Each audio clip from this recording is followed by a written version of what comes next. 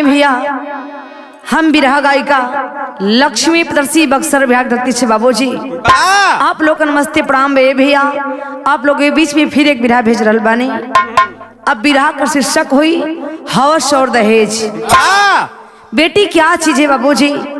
ई बिरहा हमार ओपी म्यूजिक चैनल पर छूटी। आप लोग चैनल के ज्यादा से ज्यादा शेयर करब, सब्सक्राइब करब, कमेंट करब और कमेंट में अच्छी अच्छी बातें लिख के बताए कि हमें कहाँ गलती भइल है, कि हम अपना कुछ सुधार कर सके अपना गलती के। तो आए बाबूजी बड़ी कहे के मतलब भैया के समाज में बेटी नाम से, बेटी जात से समाज का नफरत कर बाबू हो। बेटी क्या चीज है। बड़ी सुंदर भूमिका के भाव लोग मास्टर का।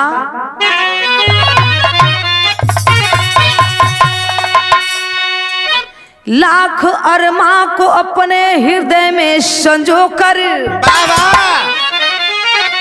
फूलों के तल में सांस पाती है बेटी।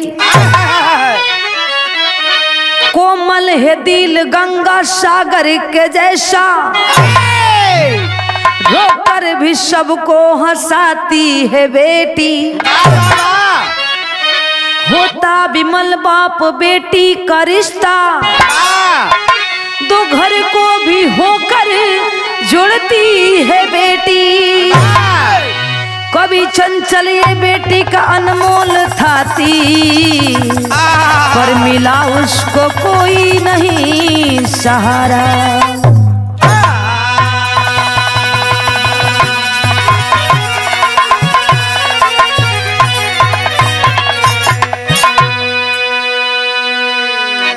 आइए बाबूजी बड़ी अच्छी लाइन लिखे कवि जी। लाखों अरमा के अपने हृदय में संजोकर फूलों के तल सांस पाती है बेटी। कोमल है दिल गंगा सागर के जैसा, रोककर भी सबको हंसाती है बेटी। अहे बाबूजी बेटी वो चीज है भैया हो, जैसे कि एक गले में एक मोती के माला गर के शोभा बढ़ावे ला बाबू, एक गले का शोभा बढ़ जले हार। ठीक वैसे ही बाबूजी घर के शोभा बेटी होलिए भैया। बिना घर के लोग कहेला कि बिना घर नहीं घर भूत के डेरा। जो ना घर में बेटी ना रहे, नारी ना रहे, वो घर भूत डेरा के समान लगले बाबूजी। तो इससे कहना है बड़ी सुंदर गजल की लाइन लगल मास्टर।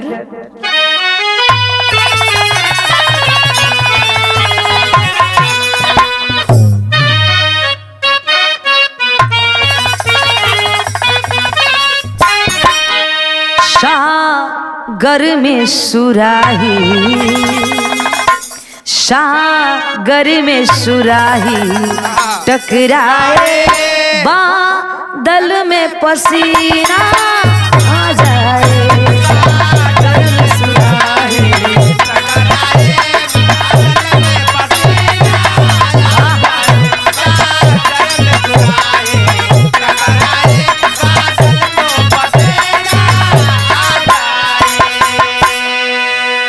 लेकिन त गीत तो बाबू हो ऐसे बढ़िया भाव लगल का।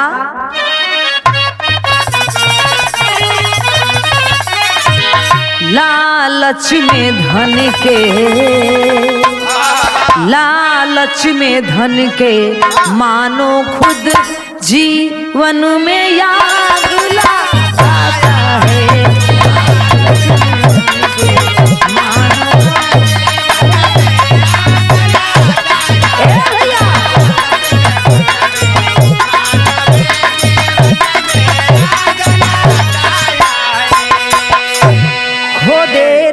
है ईमान पूरा, हो देता है ईमान पूरा, जीवन में ही पछताता है।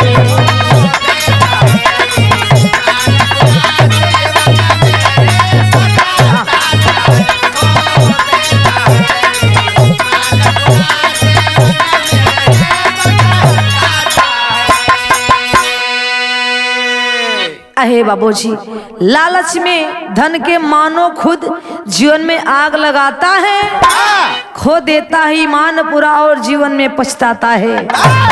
अहे बाबूजी पछतैला से कहो ये भैया कहानी कब के बा कैसन बा। बिरहा का स्टार नजम के भाव लगल बा।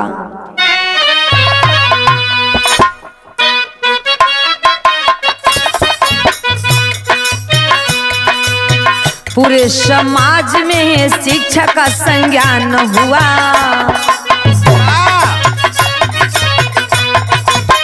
दहेज उन्मूलन का है जहां में ऐलान हुआ।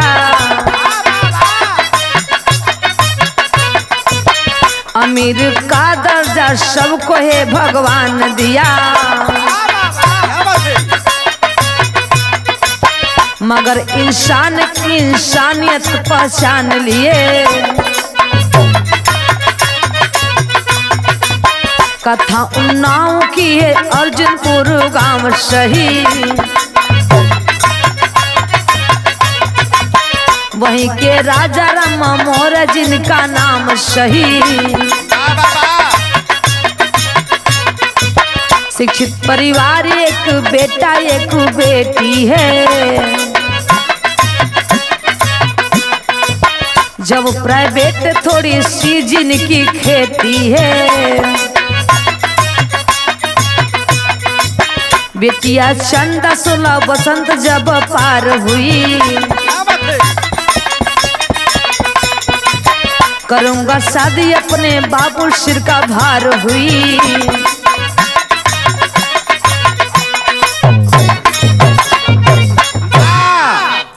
आई बाबूजी बिरहा का स्टार्ट से हो गए भैया। ई कहानी जिला उन्नाव ग्राम अर्जुनपुर के रहे वाला बाबूजी राजा राम मौर्य जी, जेकर पत्नी बाबू दुनिया में ना बड़ी है भैया, स्वर्गवासी हो चुकल बाड़ी। और राजा राम मौर्य जी के एगो बेटा और एगो बेटी। बेटी का नाम चंदा बताओ बाबू हो।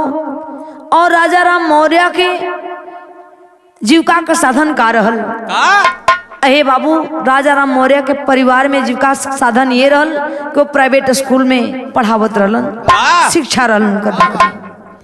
एक दिन राजा राम मौर्य जी के चिंता सतावत है धीरे धीरे कि आखिर बिटिया हमार चंदा सयान हो गई, शादी ब्याह समय से कर देवे के चाहिए। लेकिन राजा राम माँ बाबू मौर्य कैलन का मास्टर गीत लगल बिरहा में।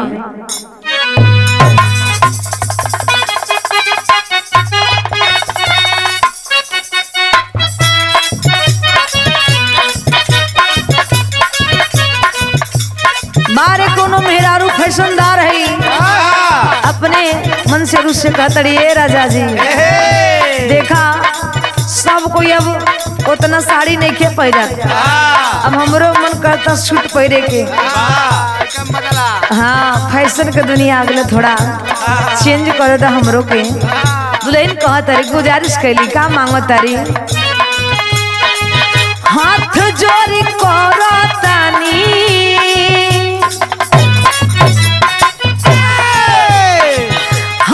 जोरी करतानी बिनती बार बार रजहू,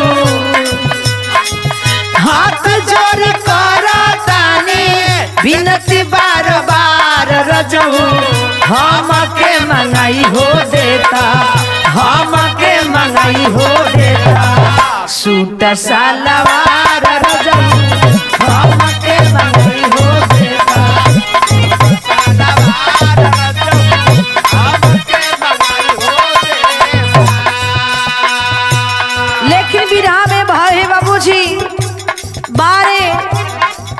राजा राम मौर्य जी भैया चिंता सतावत है अपनी बिटिया चंदा का शादी करे खातिर।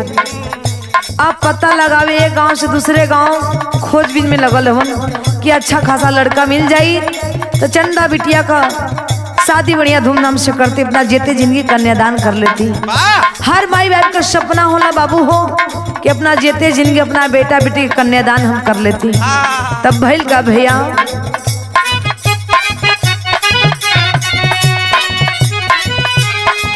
रिश्ता के बात करे गईले राजा राम भैया, रिश्ता के बात करे गईले राजा राम भैया। अगरपुर बहुआ में, अगरपुर बहुआ में गए मुकाम भैया, अगरपुर बहुआ में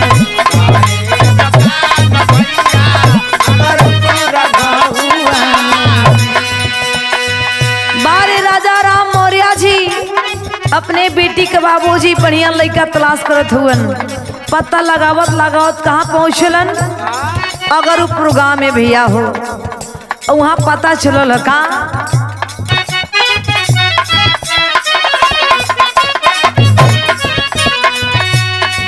रोशन हमर बाड़े बेटा कैले ITI। रोशन हमर बारे बेटा कैले ITI। रोशन हमर बारे बेटा कैले ITI।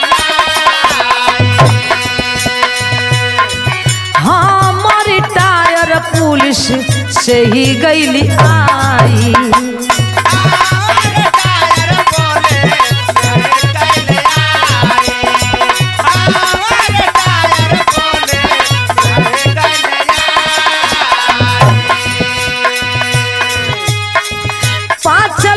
तिलक गाड़ी कर इंतजाम भैया। 5 लाख तिलक गाड़ी कर इंतजाम भैया। अगरपुर बहुआ में गए ई मुकाम भैया। अगरपुर बहुआ में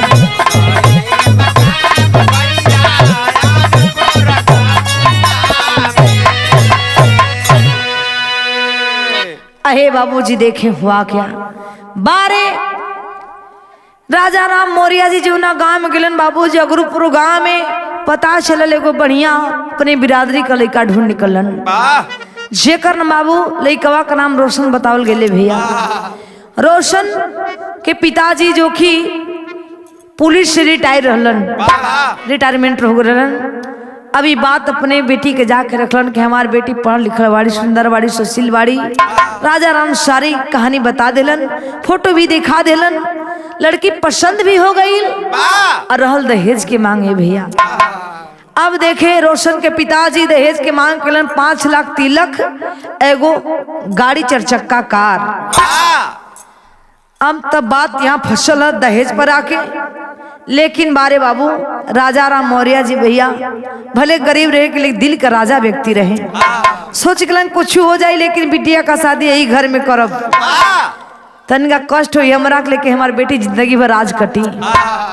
ये बात सोच के बाबू राजा राम मौर्य जी ए भैया बात पक्का कर दिलन कि ठीक भाई आपके इतने मांग बना। और रिटायरमेंट रोशन के पिताजी कहलन कि हाँ हमके 5 लाख नगद चाहिए तिलक में और गाड़ी का करार कलन बाबू हो। जब इतनी बात सुने राजा राम मौर्य जी तो ये बात पर सम्मत होलन, राजी हो गइलन। जब राजी भइलन तब भइल का बाबू हो बिरहा में गीत लगल है का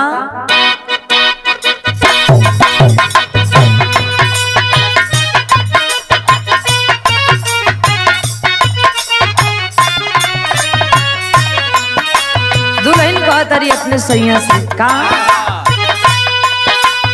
आँख के आंसू सूखल जे कर करे में इंतजार।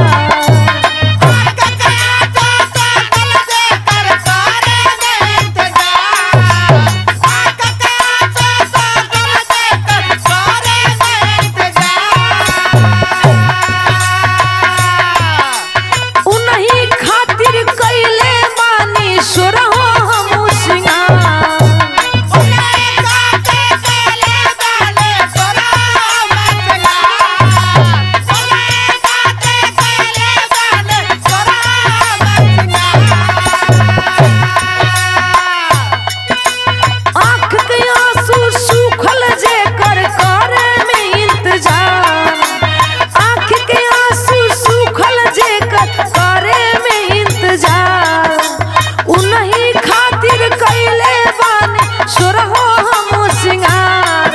बदरवा हो भीगे ना कजरवा हमारा। ए बदरवा हो भीगे ना कजरवा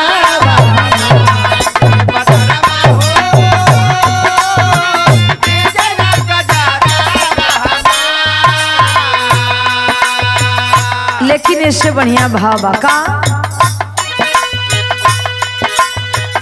बुलेट और लाख रुपया भइले ही तैयार।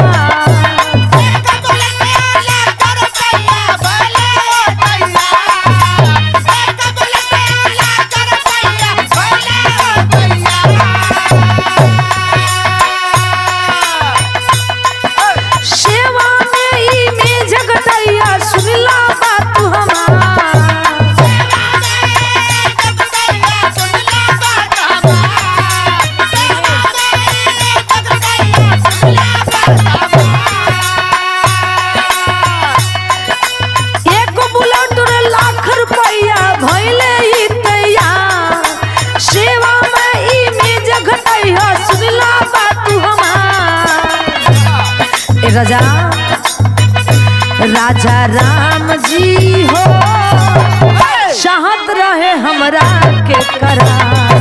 राजा राम जी हो चाहत रहे हमारा के करार। चाहत रहे हमारा के करार। बारे राजा राम अहे बाबूजी तय करौलन रोशन के पिताजी कि कौनो दिक्कत ना होके के चाही, मान प्रतिष्ठा के बात है, धूमधाम से शादी ब्याह होके के चाही। राजा राम जी घबराई मत रुआ। अहे बाबू हुआ क्या और कहें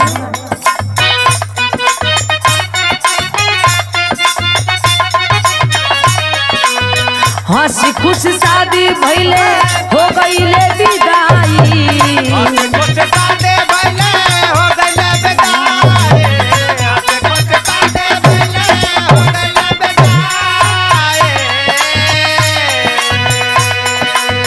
चंदा के दुल्हन बनौले ससुरा में भाई।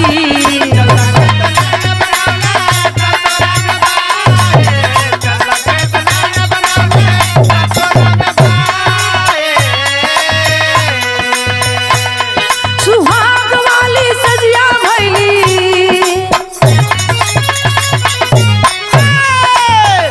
सुहाग वाली सजिया भैली धज करनंगा।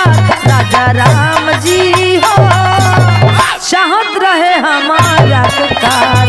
राजा राम जी हो यो।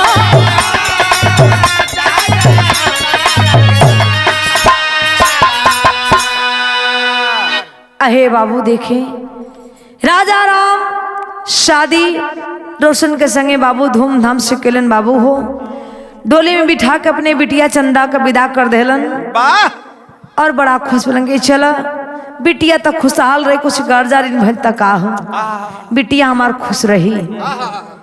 समय बीतत बाबूजी 20 दिन बीतल, लेकिन बाबू इन्हें होत का भाई भैया चंदा के दिल पका बीतत है। बारे रोशन पैसा के चलते बाबू दहेज के चलते रोशन चंदा के लेना बोलो तरन हर्ष तरन सुहाग रात मनोलन। अहे बाबू बारे चंदा सपना सजावत के दिन में, लेकिन रोज सपना टूट जाता है। बारे रोशन बड़ी जुलूम करे चंदा के ऊपर। बैल का बिरहा में गीत लगल मास्टर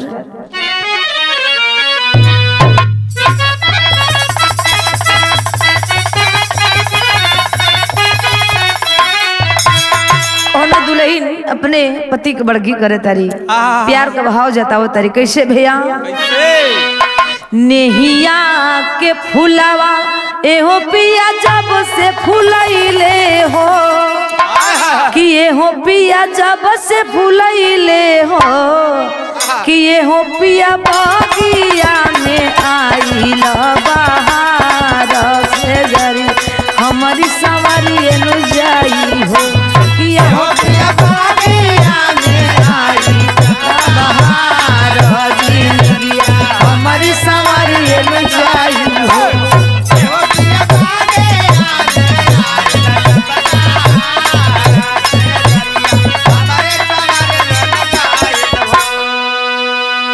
लेकिन ऐसे बढ़िया भाव लगल का धीरे धीरे बीतल ससुरा में 20 गो दिनवा हो कि भइल नहीं से जब मिलनवा हो कि हो भैया नाही पवली चंदा पति के प्यार जिंदगिया जैसे माहुर भैली हो हो भैया नाही पवली चंदा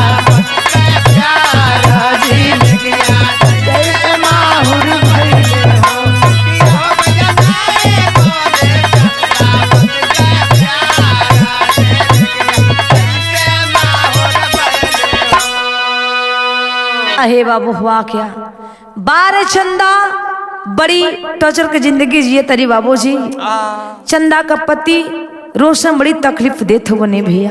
तो भैल का बाबू कहेला विदाई रोशन सुनी लागू जरिया हो चाही दुई तोल मुनरिया हो कि वो चंदा 4 लाख अब ही बाउधार जिंदगिया जैसे माहुर भइले हो चंदा 4 लाख अब ही बाउधार जिंदगिया जैसे माहुर भइले हो चंदा 4 लाख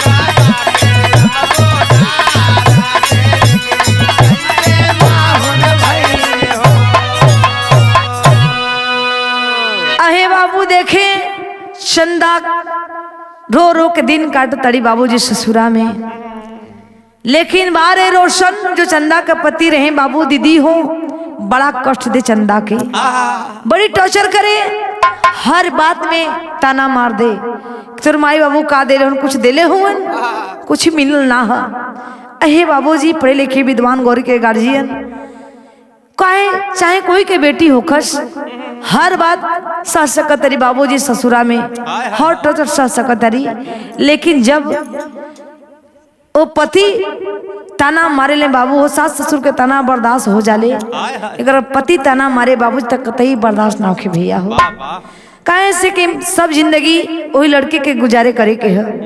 अब जब लड़के ठीक ना रहे तो लड़की कैसे जी बाबू हो। चंदा रो रो के बुरा हाल बा।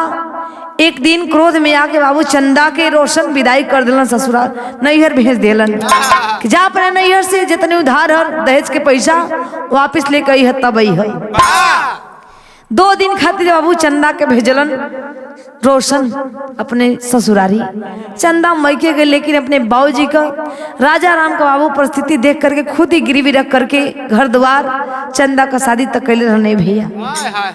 जो भी बचल नून रोटी चला था चंदा अपने बाबूजी की मजबूरी देख के कैसे बात कहे, दहेज की बात कैसे रखे। आंख में झरझर आंसू गिरे, चंदा कुछ कहली ना। फिर 2 दिन के बाद बाबू रोशन जा करके विदा करके लेके घरे आ गए। अब फिर टॉर्चर करता उनकी गए रलुहा तर बाबूजी ना दिलन, खाली बात तार बाबूजी डिंग हाकेलन। अभी तक ले जो उधार 4 लाख रुपया बे तार बाबूजी दिले ना होवन। अबे गाड़ी ना दिहलन, खाली 1 लाख रुपया देले हुवन बस। उसे का होई। आहे बाबू एक दिन के बात है पंचो, हुआ क्या चौकड़ में कहना मास्टर का 2 दिन के बाद रोशन विदा करने आया है। राजा राम के घर उनको धमकी खूब सुनाया है। ना पास में कौड़ी पाई जब बाप से मोल लेना है, संबंध तोड़ना चाहो मेरा दहेज सबसे देना है। कहा सुनी के बाद दोबारा चंदा फिर ससुराल चली। ओ प्यार नहीं तो दिल में माथा आंख में आंसू ढार चली। बारे चंदा आंख में झरझर आंसू गिरा था। आ तक गई बाबू रोशन फिर ससुराल में अपना लिया दिलन अपना घरे।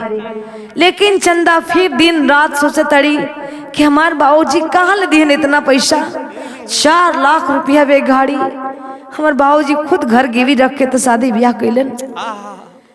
कुछ समझ में आवत ना बाबू समय बीतत बा। चंदा दिन रात सेवा करे परिवार के बाबू हो, लेकिन चंदा के लोग जरा भी लोग भाव ना देता ससुराल के लोग।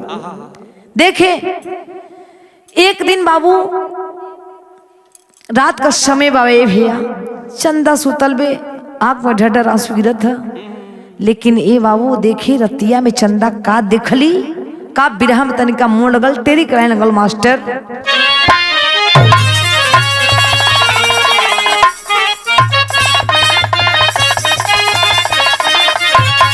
अरे कुदरत की कैसी कोरी कल्पना, अरे कुदरत की कोरी कैसी कल्पना।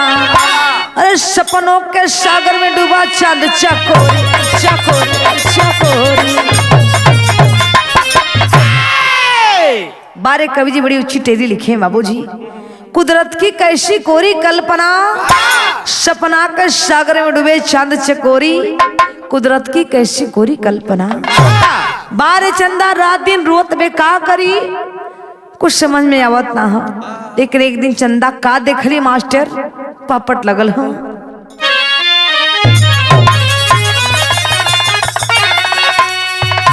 अरे पति वियोग में बिरही बाग वीरानी चंदा रानी के। अरे कैसे दुखवा कैसे कहिए दुख जानी चंदा रानी के।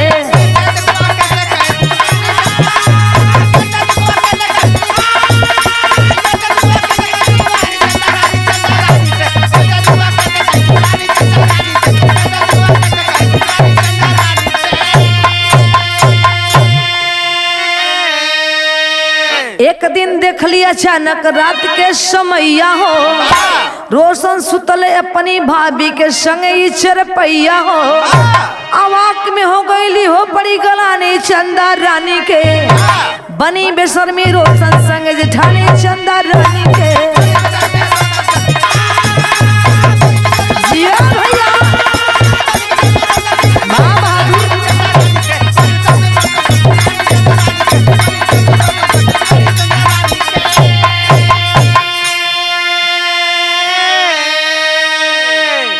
अहे बाबू हुआ क्या 12 चंदा ये बाबू जब 12 रात बजले बाबू तो चंदा रानी उठ के चंदा गईली।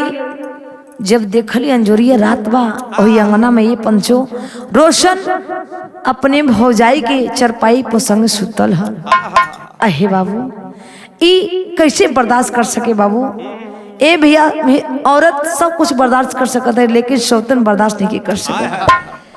जब देखली रोशन के संगे अपनी जेठानी के संगे सुतल, आहे बाबू अवाक होकर जा करके बोलते दिली एगो बात, कली खबरदार कुत्ती कमीनी कहीं की चंडाली सदे भार को लोग कहला भौजाई माई के समान होली।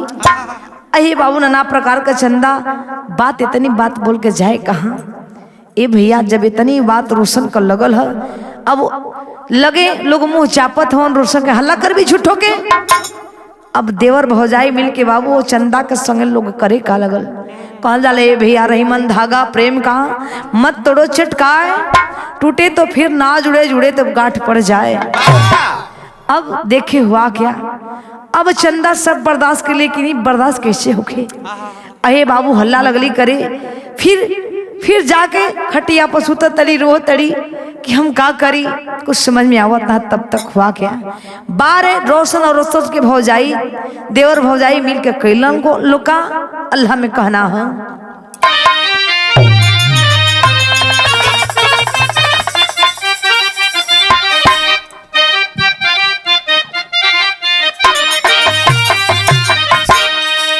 इतना कहता होई गईले जहरवा भैया,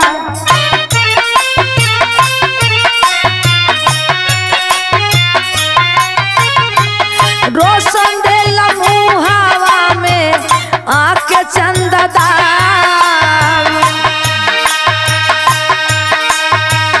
बंद कोठरिया में मार देवन तैया भैया।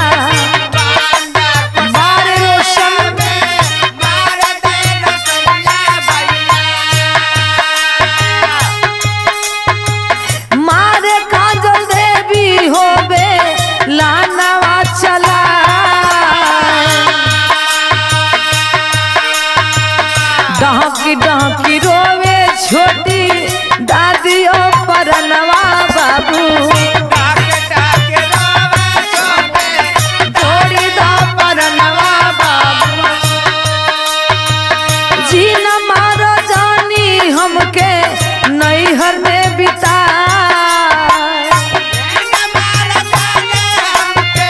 नैहर में बिता।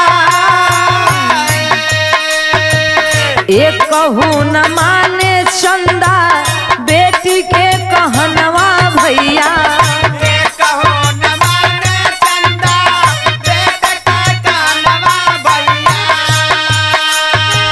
देवर भाभी मिल के दिहले घरवा में गाय, देवर भाभी मिल के दिहले घरवा में गाय। अहे बाबूजी मारे रोशन और रोशन के भौजाई यानी देवर भौजाई मिल के बाबूजी चंदा के भैया गटई दाब दिलन, दाब करके मुआ के बाबू ढठिया के भैया रातों रात बिक दिलन। जब हईल का देखे सवेर भइल हल्ला मचल हाँ कि हई देखा एगो लाश मिलल, अरे ई तो फलाना का पतोहिया रोशन के मेहरारू चंदा है। अहे बाबू जब हल्ला मचल बाबू तब भइल का मास्टर खड़ी के भाव में कहना है, अरे जेल गईले देवर भाभी लागल बाटे हथ कड़ी, जैसन करबा करम बाबू वैसन भोगे के पड़ी।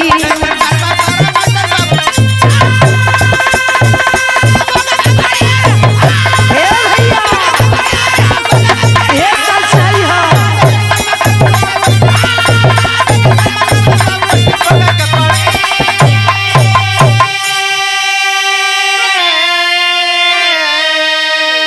दुल्हन दहेज ऐसी रीतिया अपनावा, सब ही के भैया अपने गरवा लगावा। अरे कानून होला बड़ा है माने के पड़ी, जैसन करबा करम बाबू वैसन भोगे के पड़ी।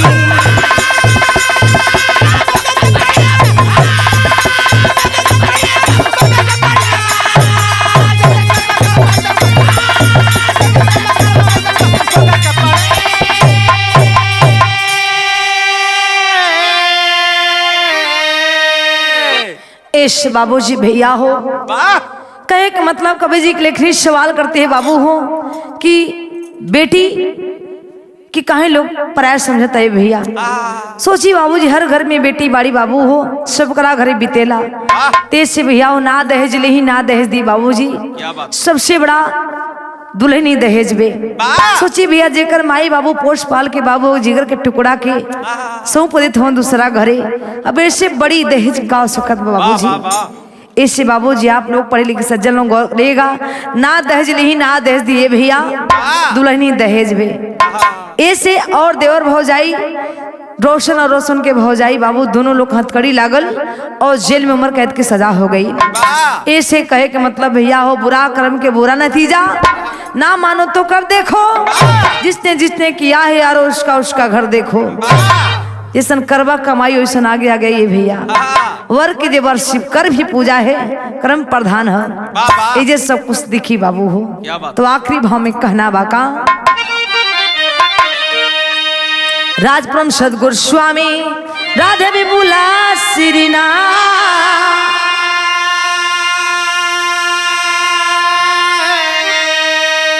कथन करे कवि चंचल गुरु परशुराम है साथ हो।